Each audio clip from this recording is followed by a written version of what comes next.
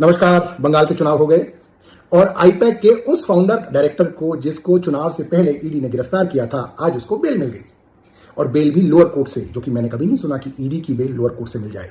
मगर बेल इसलिए मिल गई क्योंकि सरकार ने यानी कि ईडी ने उनकी बेल को अपोज नहीं किया, यानी कि कहा कि साहब बेल देनी है तो दे दीजिए, हमें कोई दिक्कत नहीं, क्योंकि आप समझिए बंगाल के चुनाव हो गए।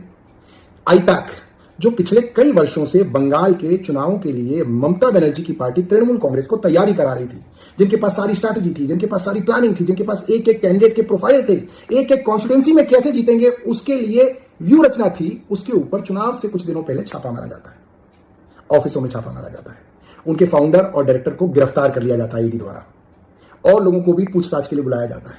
इतना प्रेशर बनाया जाता है कि बताया गया है कि आईपैक ने अपने ज्यादातर काम करने वाले एम्प्लॉइज को छुट्टी पे भेज दिया कि वो तृणमूल कांग्रेस का काम ना कर सकें।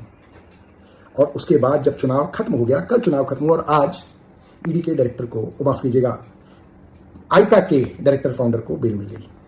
दोस्तों, इससे ज्यादा नंगा नाच प्रजातंत्र के अंदर एजेंसियों द्वारा क्या आपने देखा है?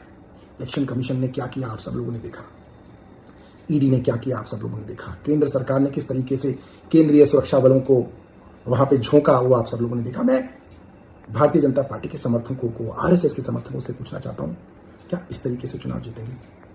अगर इस तरीके से आप थोड़ी बहुत सीटें बंगाल में बढ़ा भी लेंगे तो क्या ये पार्टी बनाई आपने इतने सालों का संघर्ष करके?